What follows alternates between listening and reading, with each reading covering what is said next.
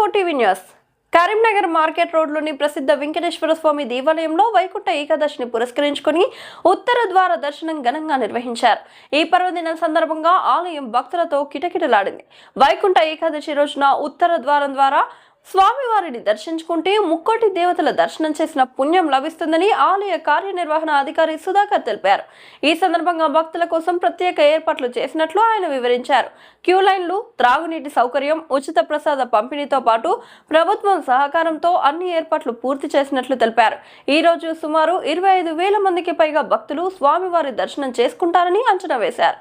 ఉదయం 3 గంటల నుంచే స్వామివారికి ప్రత్యేక పూజలు, అభిషేకాలు, అర్చనలు నిర్వహించినట్లు తెలిపారు.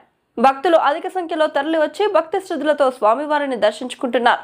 భక్తులకు ఎలాంటి అవాంఛనీయ సంఘటనలు జరగకుండా పోలీస్ శాఖ పటిష్టమైన బందోబస్తు ఏర్పాటు చేసింది. వైకుంఠ ఏకాదశి రోజున స్వామివారిని దర్శించుకోవడం వల్ల శ్రీ వెంకటేశ్వర స్వామి కృప భక్తులపై ప్రసాదిస్తుందని ఆలయ అధికారులు ఆకాంక్షించారు.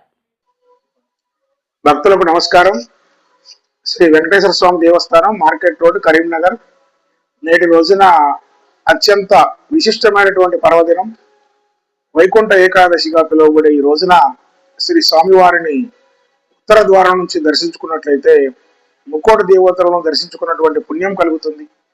ఈ పర్వదినాన్ని పురస్కరించుకొని భక్తులకు ఏ విధమైన ఇబ్బంది లేకుండా అన్ని రకాల ఏర్పాట్లు చేయడం జరిగింది. క్యూ లైన్లు, త్రాగునీటి సదుపాయం, అలాగే భక్తులకు ఉచితంగా ప్రసాద పంపిణీ, ఏ విధమైనటువంటి ఇబ్బంది లేకుండా వివిధ ప్రభుత్వ శాఖల సహకారంతో అన్ని ఏర్పాట్లు చేయడం జరిగింది.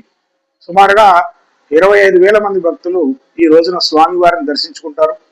ఉదయం 3 గంటల నుంచే స్వామివారికి ప్రత్యేక పూజలు, అభిషేకం, అర్చనలు కార్యక్రమం నిర్వహించాక స్వామివారిని ఉత్తర ద్వారం దగ్గర వేయించేయటం జరిగింది.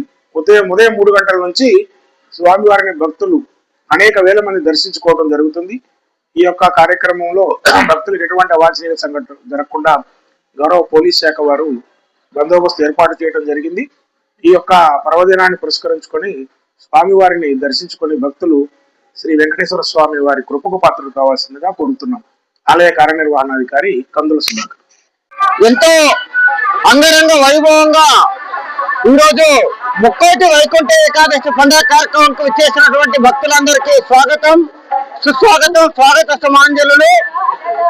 ప్రతి సంవత్సరం ఎంతో ప్రసిద్ధిగాంచినటువంటి కరీంనగర్ శ్రీ వెంకటేశ్వర స్వామి ఆలయ ప్రాంగణం ముందు ఎర్లీ మార్నింగ్ 1 నుంచి ఇప్పటి వరకు పెద్ద ఎత్తున కొన్ని వేలాది మంది భక్తులు క్యూ లైన్లలో రావడం, సాక్షాత్తు ముక్కోటి వైకుంఠ ఏకాదశి చూస్తూ ఉంటే తిరుమల తిరుపతి దేవస్థానం శ్రీవారి సన్నిధిలో ఎట్లయితే అంగరంగ వైభవంగా ముక్కోటి వైకుంఠ ఏకాదశి పండుగ కార్యక్రమం జరుగుతుందో అంతకంటే అంగరంగ వైభవంగా పెద్ద ఎత్తున భక్తులు కూడా తరలి రావడం చాలా సంతోషకరమైనటువంటి విషయం.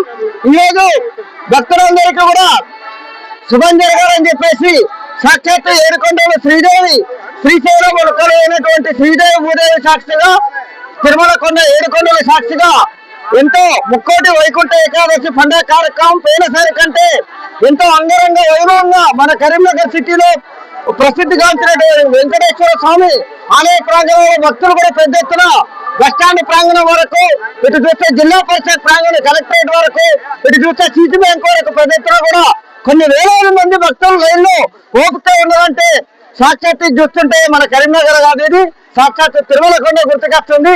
ఇంకా రాబోయే రోజుల్లో కూడా ఇంకా అంగరంగ వైభవంగా ముక్కోటి వైకుంఠ ఏకాదశి పండుగ కార్యక్రమం జరగాలని చెప్పేసి భక్తులందరూ కూడా శుభం జరగాలని చెప్పేసి ఈ యొక్క కరీంనగర్ చరిత్ర ప్రపంచ దేశ చిత్ర పటాల్లో మరోలేమో మర్చిపోలేమని చెప్పేసి గుర్తు చేస్తూ ఉంటున్నాం.